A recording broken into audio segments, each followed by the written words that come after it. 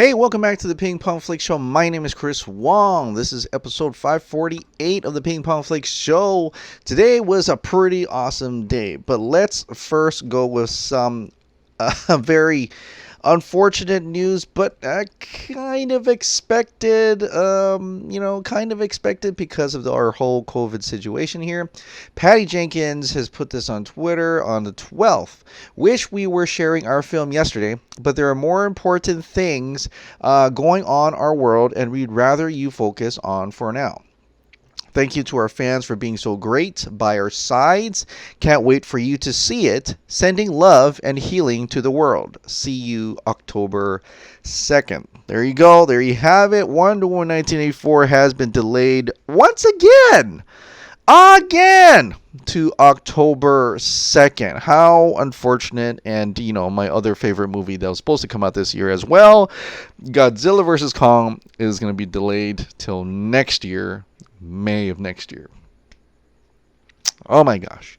But it's okay. I mean, it is what it is, and for our own safety, for all the precautions out there, that had to be done. Many movies are being delayed, and Wonder Woman 1984 is just one of those movies, unfortunately, that had to be delayed even further. But still this year, for now, it's still this year. Okay, moving on. Barbara Muschietti says news about The Flash will be coming very soon. This is from an Instagram from Barbara Muschietti. Barbara Muschietti is the producer of The Flash. She is Andy Muschietti's the director's sister, and she's the acting producer. Someone asked, any updates on Flash? The world is so depressing now. Can we crack a smile? And then Barbara answered, it's coming. News very soon. And I'm really excited because that's one of the movies that in the big screen that I'm really excited for, because there are possibilities of Flashpoint. How much Flashpoint are we going to get? Also excited to see Ezra Miller back in the suit. It will be after Zack Snyder's Justice League for sure, but it's still exciting to see it. What's coming afterwards, right? What Flash does this take place? Is this in the past? Is this in the future?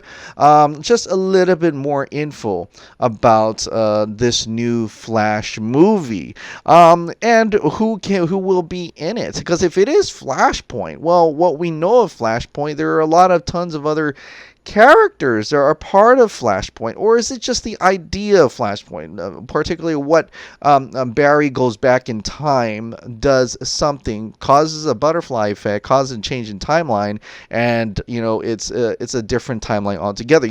Maybe it's just the idea of Flashpoint, not necessarily the actual adaptation of Flashpoint. So that's what I'm really curious about. I'm really hoping to know more, learn more about it. But it seems like news could happen, like she said, very soon. Would that mean San Diego Comic-Con as soon as San Diego Comic-Con, which is coming in July? And if that's the case, then that's really soon. That's really next month. Will we get some things from San Diego Comic-Con at home? There's going to have virtual panels of different projects and productions that are going to be announced possibly that day, including trailers and teasers. Could The Flash have something to do with that? Well, according to Geeks Worldwide, their sources are saying that there's going to be exclusive DC FanDome. Now, this is a digital convention that's actually going to be scheduled for August, not at San Diego Comic-Con at home, which is in July. Sources at GWW have received information and documentation that DC is planning to host a free multimedia virtual fan experience on August 22nd, currently titled DC FanDome. It is planned to only be accessible for a 24-hour period starting at 10 a.m. Pacific Standard Time, and will be a global event that promises new announcements from Warner Bros. Games, film, TV, and their DC comic book branch. Current titles expected to be present at the event, including virtual appearances from the cast and creators, are feature films The Batman, Black Adam, The Suicide Squad, and of course Wonder Woman 1984, as well as TV shows such as Titans, Doom Patrol, and Stargirl. The event promises to offer highly anticipated announcements and exclusive footage, as well as themed worlds to cater to fans of the movies, TV shows, video games, and of course the comics. Special presentations will be optional to the user, and it's being described as a virtual con where fans will also be able to participate in events that have been localized for their specific region. One has to wonder whether this news means that DC will be skipping an appearance at the recently announced virtual San Diego Comic-Con this year, as any big announcement could just be saved for the FanDome event just the following month. This could also be a big move that other companies follow on the heels of San Diego Comic-Con has seen more and more big studios drop out as of late. Disney already has their own D23 convention. Perhaps this will signal more studio-sponsored fan cons in the future. This isn't the first time that DC has presented a big event for fans. Their big gamble into streaming as DC Universe was released in 2018 as a one-stop shop for fans of the comics giants, although progress on that front seems to be winding down recently. Now, I'm going to have to agree. There could be a lot of precedent in DC making their own fan event. Like they said, Disney has its own D23. Maybe they don't want to pay those fees. Maybe they don't want to pay those membership or whatever panel fees or whatever. You know, especially when you're getting a table over at a con that costs money. Maybe they feel like they don't want to pay San Diego Comic-Con this time around because they're putting out a virtual event. Well, they're probably looking at that. Well, we could do a virtual event too. What's the difference with that? Maybe. I don't know. So, but this is interesting and very intriguing to see that maybe we're not just going to get San Diego Comic-Con stuff there, especially Warner Brothers content over at San Diego Comic-Con, but DC content over in August at this DC FanDome. Okay, so this is a rumor for now, but Grace Randolph also hears this as well. Grace says, FYI, I hear this DCEU online convention in August is legit. The Suicide Squad and Black Adam will be promoted along with other big reveals. Your move, MCU, whether it go first or after. So I think Black Adam's the other big movie that I'm kind of looking forward to seeing what they're going to do with that. Maybe even have that Superman cameo in it. That would be pretty awesome. But the inclusion of the Justice Society of America is enormous. It's incredible. I mean, that's to have them finally be on the big screen. That is a big thing. So hopefully they give it their all and show some amazing stuff, even though they haven't really actually shot anything yet. But, you know, concepts and things like that, it could be particularly interesting on that front, right? But what about San Diego Comic-Con? What's going to happen over there? Aren't we going to get any DC content? Maybe. I don't know. What if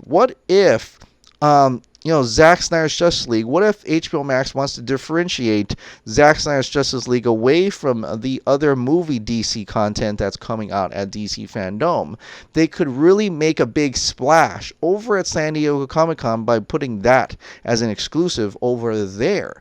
Maybe, but if any case, I think there is another con that should be pretty exciting in itself. And that, my folks, is Justice Con 2020. This was revealed today after the Man of Steel watch party. There's a little video here that I would love to play for you. I'm going to turn off the sound because I think there's copyright material in there.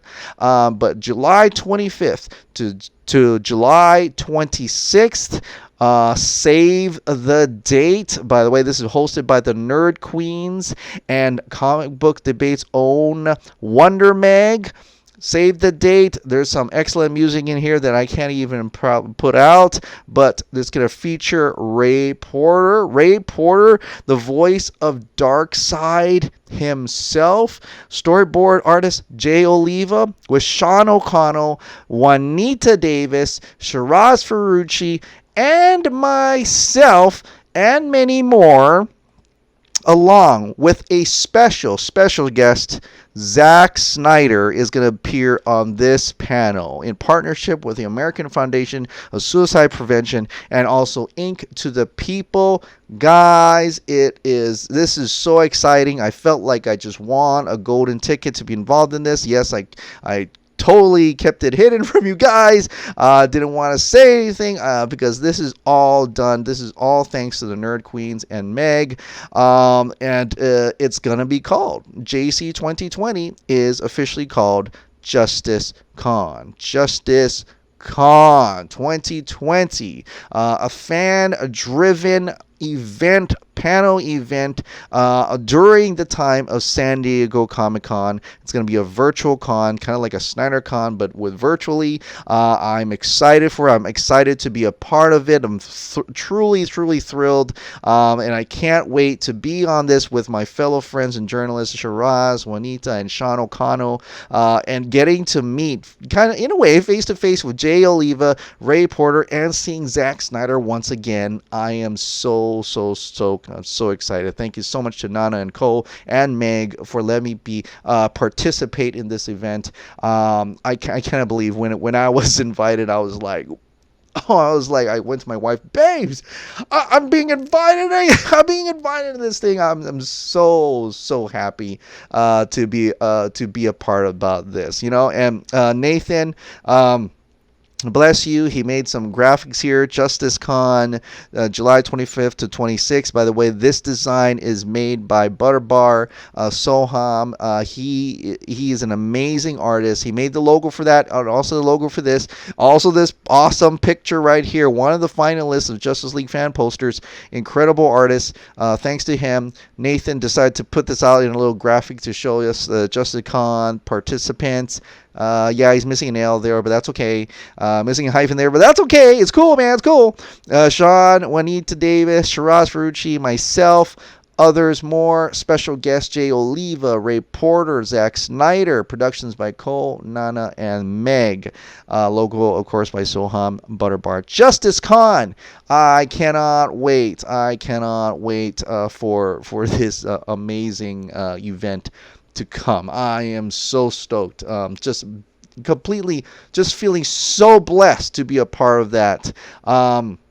And so blessed to be even recognized amongst these superstars here. I'm just some dude in Hawaii, a YouTuber, and just to be has my name next to these guys. I'm just like flabbergasted. I'm just like, so it's incredible. But yeah, I'm super excited. I can't wait for this Justice Con. It's gonna be amazing. Don't ask me what's gonna happen. I have no idea. All I know is that I'm gonna be on the panel. I'm going to be a participant in that. So can't wait. That's coming up July 25th and 26th. Save the date. Don't do anything that weekend. Please don't do anything that weekend. It's going to be phenomenal indeed. All right.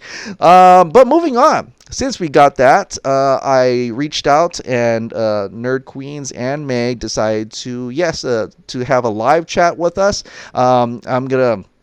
I want to talk with them. I want to get to know them a little bit better. I want you all to get to know them a little bit better.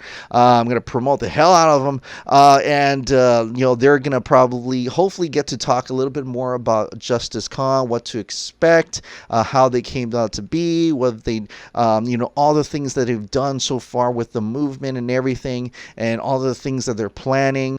So yeah, Justice Con, shall we? Let's talk with Nana and Cole from the Nerd Queens and Wonder Meg about their Snyder's Amazons group and Justice Con 2020. This is coming June 16th on Tuesday at 9 a.m. Pacific Standard Time.